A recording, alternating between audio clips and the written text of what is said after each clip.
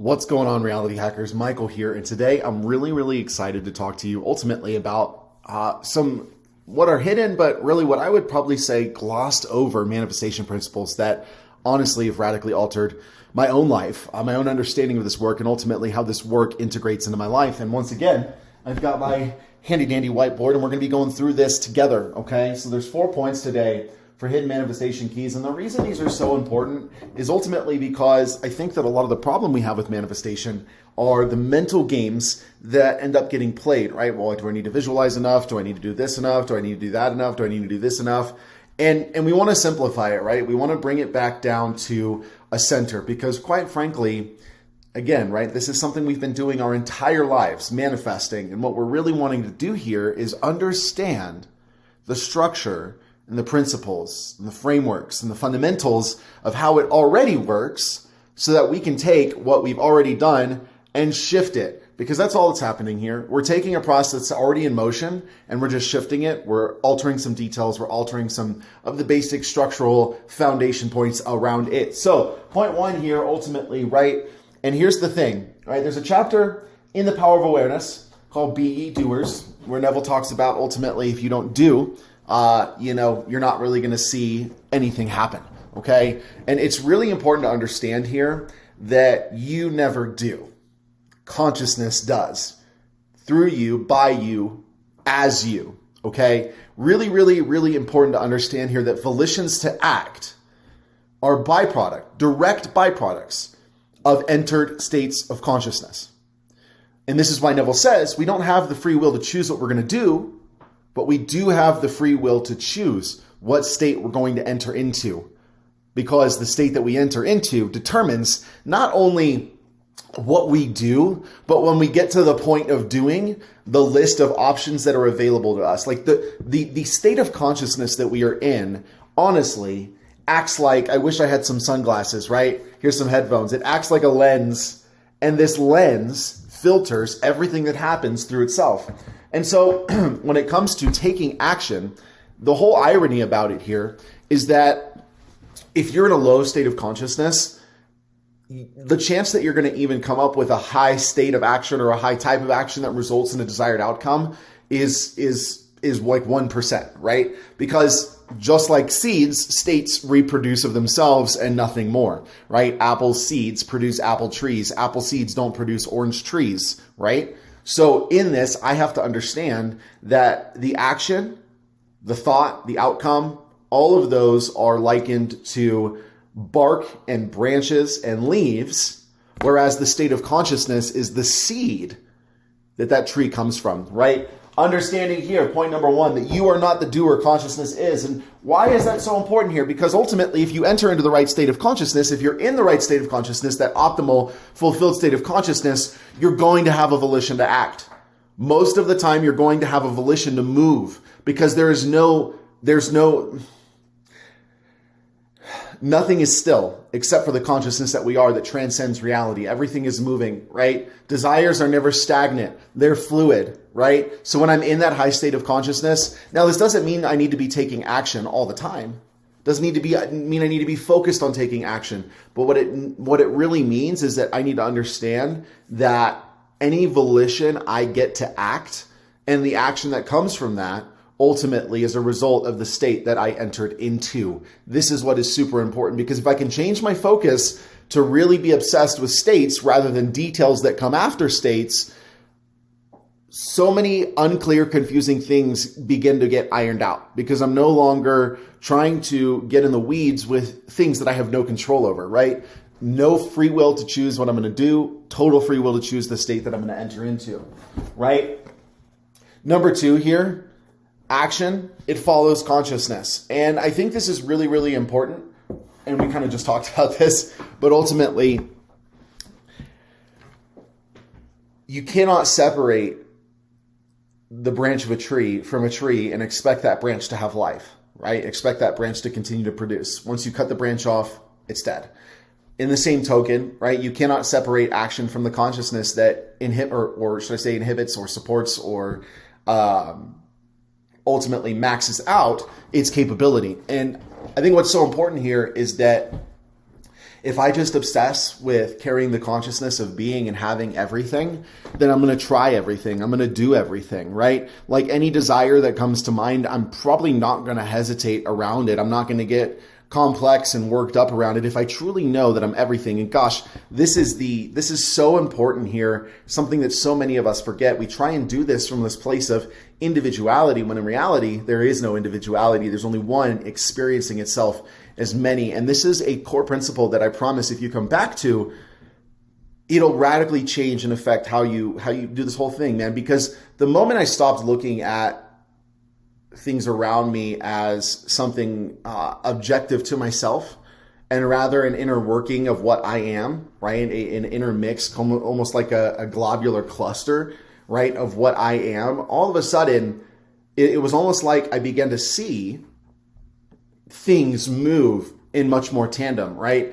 The moment I began to understand, like really understand, not mentally, right, but experientially understand that everything is myself pushed out. In other words, the substance of reality is made up of what we are, which is consciousness or source, whatever word you want to use there.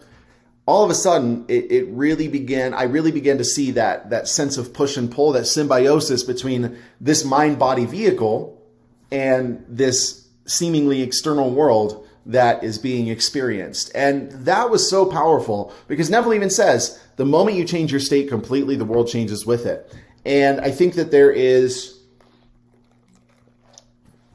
very little debate there, right? You can sit here and talk about, well, do you need 9 months? Do you need 12 months? Do you need 4 weeks? Do you need 8 weeks? Do you need 2 months? It doesn't matter. That's not your job. Your job is to be happy. Your job is to live in the wish fulfilled, right? And this is the irony about this, dude. If you're not happy with your life, you will not be able to live in the wish fulfilled.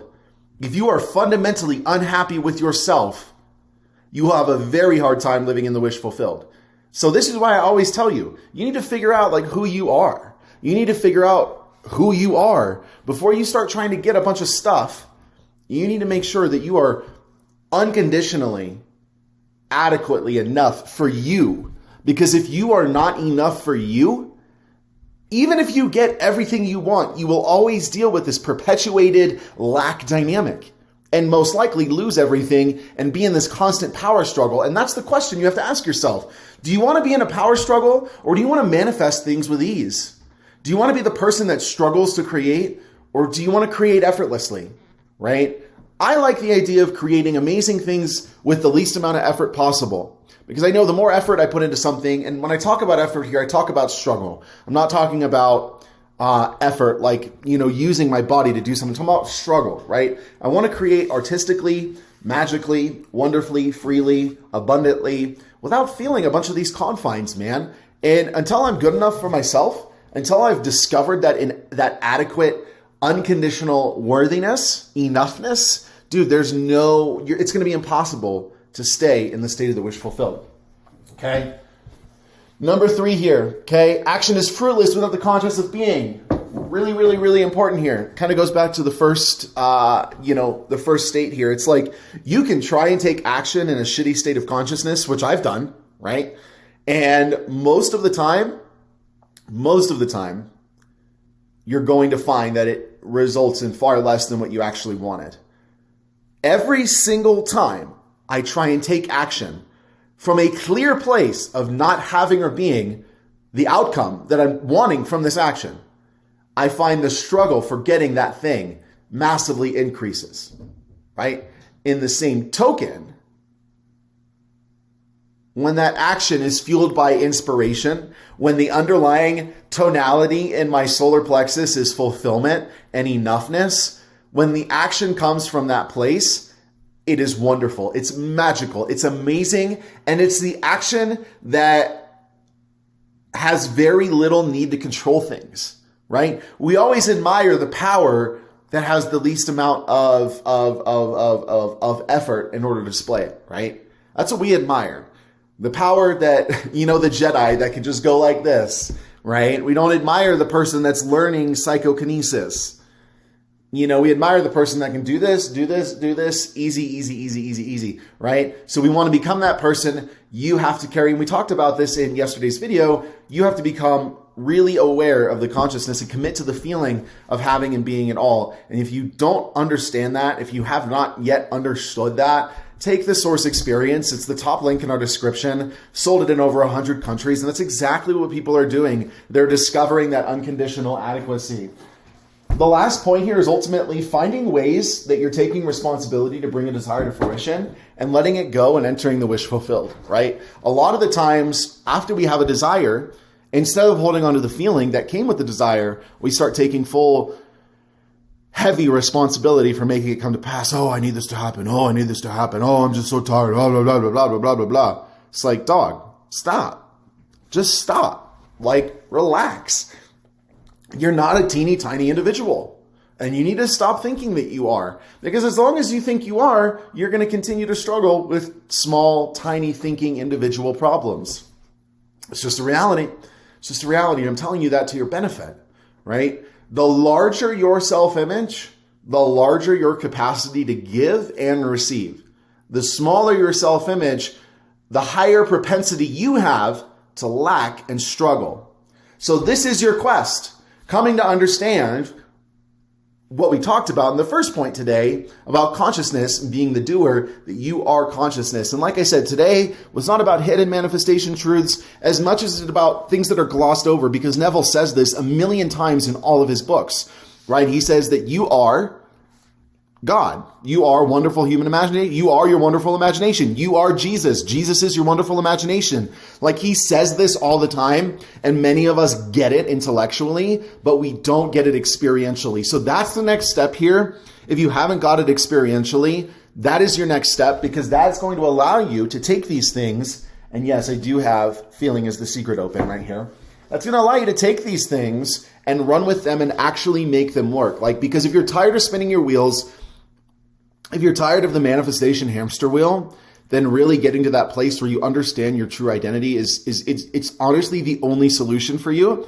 And I honestly know this because I've seen it in hundreds of thousands of people over the last 5 years. So you're amazing, you're loved, you're worthy. I hope today gave you some deeper insights into how you can take this and run with it. We're here to support you. We're here to make sure that you get everything that you need. So check the links in this video. There's tons of resources for you, right? Some of them are free, some of them are paid. It doesn't matter. Make the time, the space to really get what you need to get for your journey, right? This is not about everybody else. This is about you, okay? You are your priority right now. You're amazing. You're loved. You're worthy. If this video helped you, go ahead and like, comment, subscribe, share it. I love interacting with you, engaging with you. That's what this is about. We're growing together. We're talking about some really deep stuff here that, a lot of cultures don't have, or communities don't have the, capability to talk about, but it's time to get real. It's time to get honest about manifestation, about really taking this to the next level, because we're tired of playing small, right? We want to play big. We want to play into the fullness of who we are, because you are the totality of the universe experiencing itself subjectively. You are loved, amazing, wonderful, beautiful, and awesome. And I hope you have an amazing day.